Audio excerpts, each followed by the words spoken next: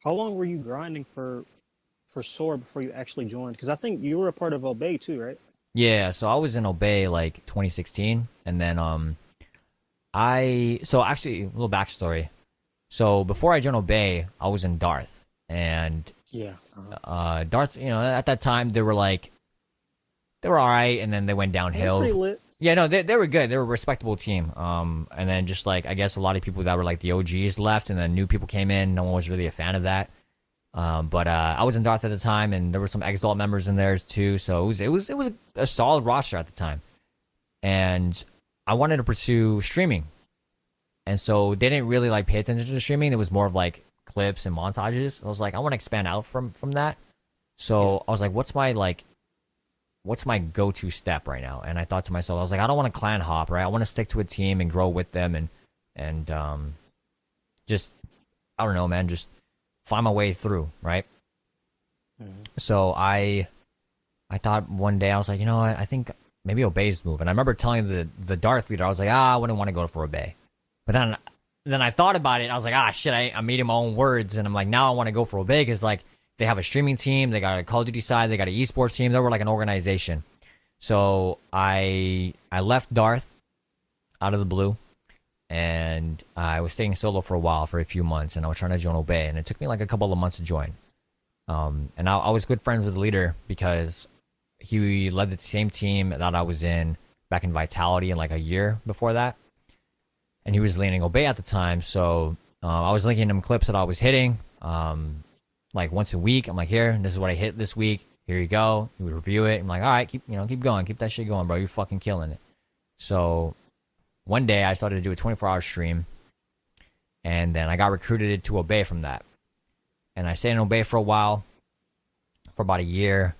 And I graduated high school, and then I noticed that the Call of Duty side of Obey wasn't like they weren't giving that much attention, even though the Obey leaders, like the Obey Call of Duty leaders, were like giving its full attention. But like the management team just didn't care about it, and they wanted to focus on esports side of things.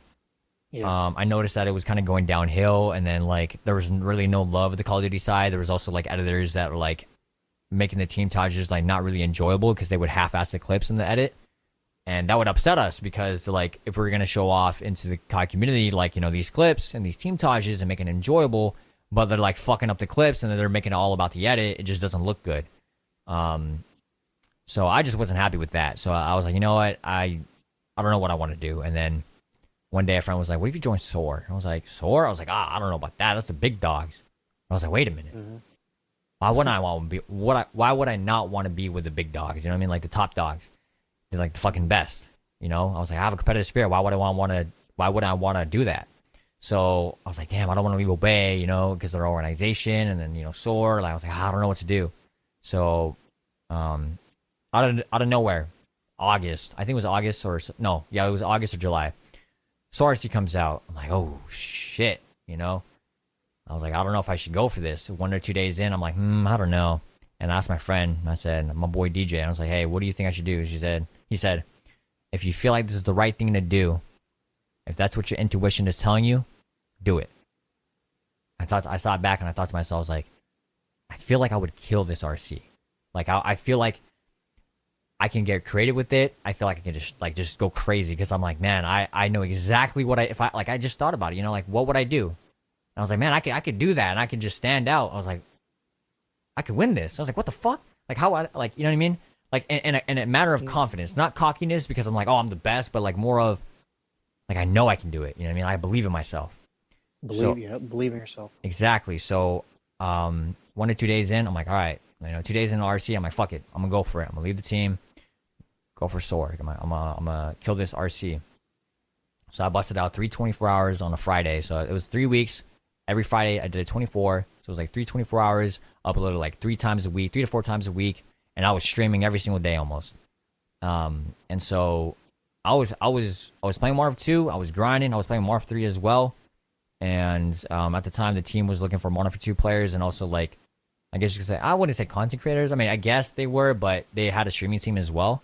So I was like, I wanted to step in and let them know, like, hey, I'm not coming in as a sniper only. I'm coming in as a content creator that can bring anything to the table, And if something needs to be done, and you guys need help, I'm gonna be there on the Johnny on the spot. Fucking boom, right, ready for it.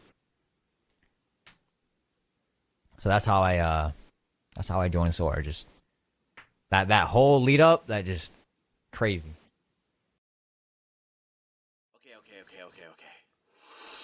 Here we go. I swear to God we're wasting time. See, you give me faith that everything be fine, but I'm losing my mind. And you say smell the roses, what happens, we'll be fine.